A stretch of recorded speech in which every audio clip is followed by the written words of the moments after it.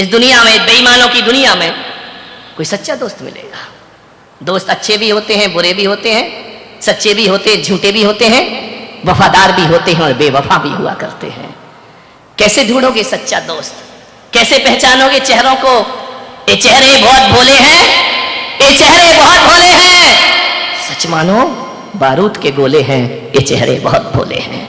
कैसे पहचानोगे? सुबह का चेहरा कुछ है, दोपहर का चेहरा कुछ है, शाम का चेहरा कुछ है। आदमी गिरगिट तो 5-7 रंग बदलता है, लेकिन सुबह से शाम में आदमी तो हजारों रंग बदल लिया करता है। कौन है सच्चा दोस्त? किसे मानोगे ये मेरा दोस्त सच्चा है? जिंदगी बीत जाएगी, सच्चा दोस्त नहीं ढूंढ पाओगे।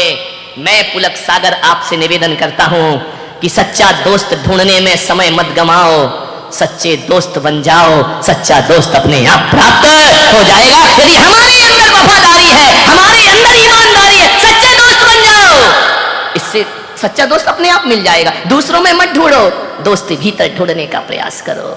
गरीबी के दिन, फटे हाल, खाने को कुछ नहीं, इतने बुरे दिन आ गए कि एक वक्त की रोटी भी नसीब नहीं।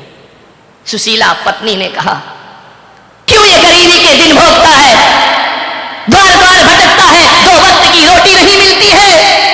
एक काम कर, जा द्वारिकाधीश के पास जाकर के अपनी गरीबी बताना। उसने कहा, तू पागल हो गई? वो मेरे बचपन का बाल सखा, उसे जाकर के गरीबी के दिन बताऊं? भूखा मर जाऊंगा, लेकिन दोस्त को जाकर के हाल नहीं दिखाऊंगा।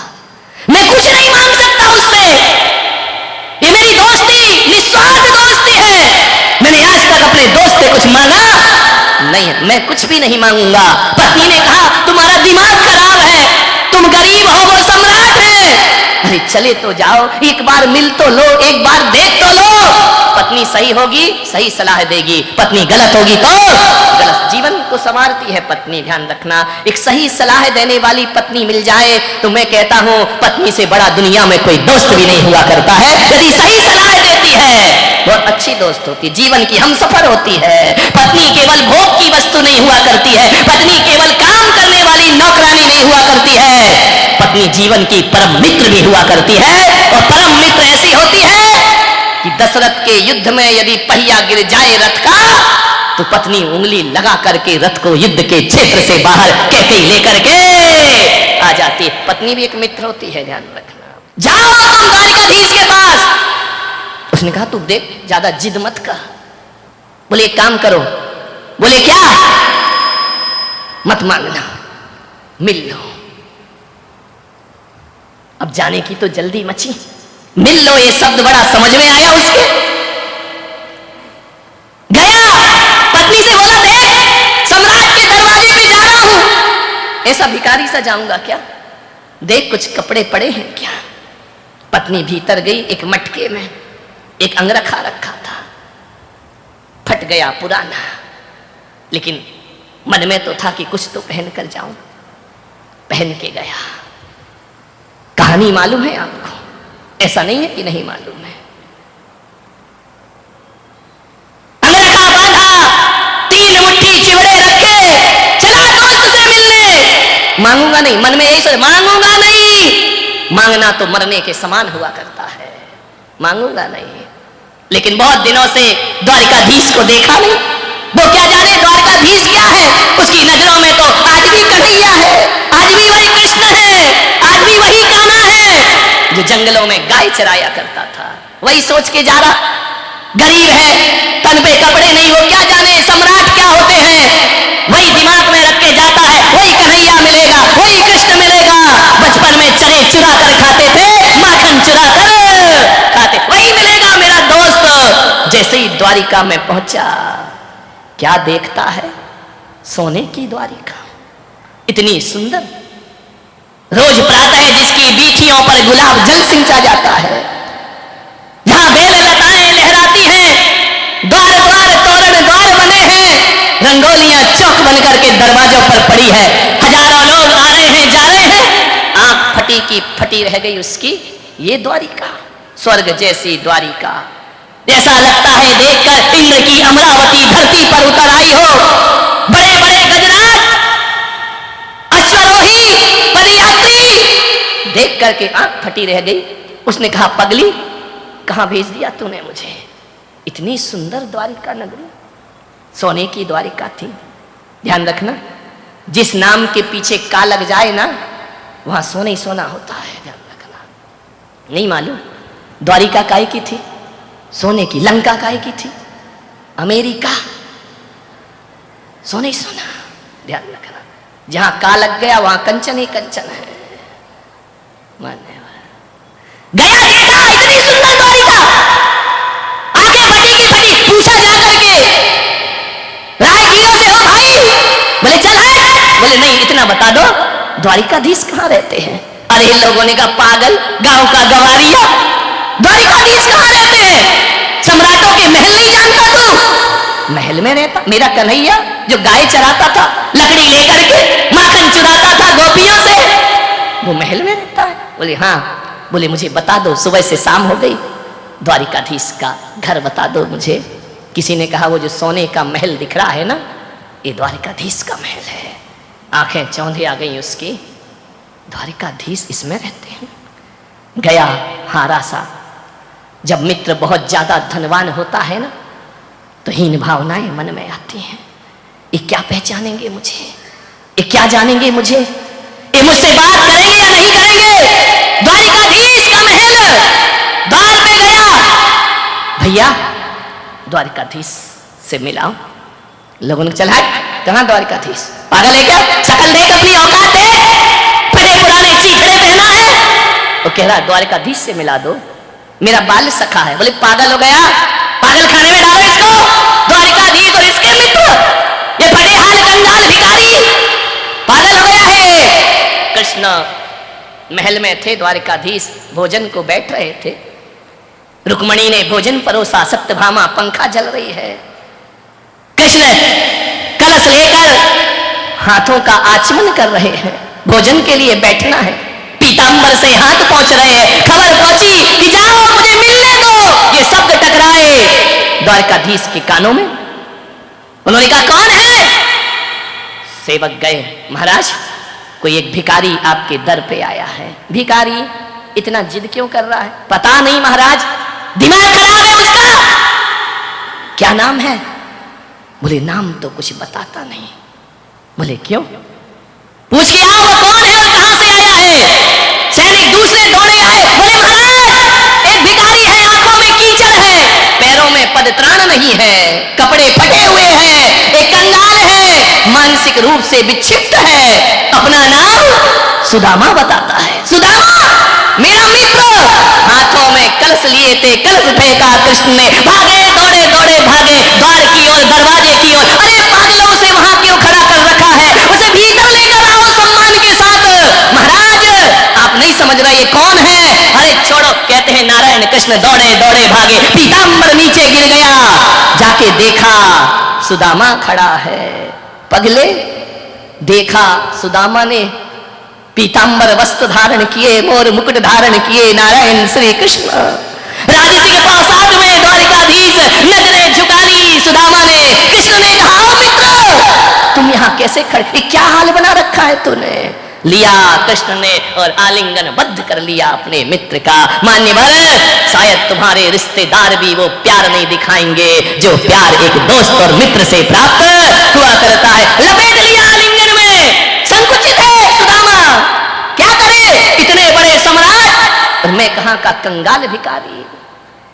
हाथों का सहारा देकर कृष्ण ले गए। रुक्मणी ने देखा, कौन है? इतने सम्मान से लेकर आ रहे हैं। ले जाकर के बिठाया ऊंचे आसन पर। रुक्मणी से कहा, इसके पैर धो। देखो कैसे पैरों में बीमारी फट रही है, खून रिस रहा है। पागल कहीं का, पदत्राण भी नहीं पहनता है। कलश से पैर धोए। संकुचित है सुदामा। ऐसे भी कोई दोस्त होते हैं दुनिया में, ऐसे भी कोई मित्र होते हैं दुनिया में। पैरों को अपने दुपट्टे से पोंछ रहे नारायण कृष्ण, आंखों से आंसू गिरा रहे। पगले ये क्या हाल तेरा है? ये क्या परिस्थिति बना ली तूने? चल स्नान कर। स्नान कराया, गुलाब की पंखुड़ियों के जल से स्नान कराया, सुगंधित लेप लगाए। ये कैसा दीनहीन जीता है तू? कुछ नहीं बोला। अभी तक सुदामा एक शब्द भी नहीं बोला। प्रेम जहां मुखर होता है ना तो शब्द मौन हो जाया करते हैं। कुछ नहीं बोल रहा। तू इतना लजाया सा क्यों है? तू इतना संकुचित क्यों है पागल? देखना, मित्र के घर इतने वर्षों के बाद तूने याद किया है मुझे। कहां था तू? कुछ नहीं बोला, मौन है। भोजन परोसा। कृष्ण ने कहा, शादी कर ली? सिर हिला दिया, हाँ। अरे मित्र द्रोही, विवाह कर लिया और मुझे याद नहीं किया। एक बार तो मुझे खबर देता। मन ही मन कह रहा, तुम कहां सम्राट और मैं कहां कंगाल। क्या तुम मेरे महल में, मेरे झोपड़ी में, शादी में, विवाह में आते? अच्छा एक बात बता, भाभी कैसी है?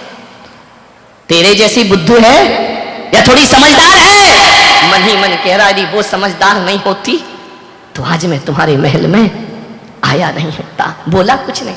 चल भोजन कर। बोल सुदामा, तू पहली बार आया है। भाभी ने क्या दिया है मेरे लिए? सम्राटों को एक भिखारी ने क्या देखी? हाथ से पकड़ लिया, कमर में बंधा हुआ था दुपट्टा। कृष्ण ने कहा, क्यों रे, हमसे चोरी करता है? हम चोरों के सरताज और तू हमसे चोरी कर रहा है? भूल गया कैसे माखन चुराया करते थे, कैसे मटकी फोड़ा करते थे, कैसे गोकुल में जीवन गुजारा करते थे? तू ही तो था ना जो खिड़की से मुझे अंदर करता था, जाओ कन्हैया माखन चुराओ। हम जैसे चोरों से चोरी कर रहा है, पागल कहीं का। हम चोरों के, बता क्या दिया भाभी ने? क्या दे? 56 भोग सामने रखे हैं और कहां चिवड़े खिलाएगा? पकड़ लिया जोर से। कृष्ण ने कहा, पागल तू छल मत कर मेरे से। छलिया नाम मेरा है, छलिया नाम तेरा नहीं। तू मुझसे छल कर रहा है, बता क्या है? क्या भेजा? भाभी खाली हाथ नहीं भेजेगी।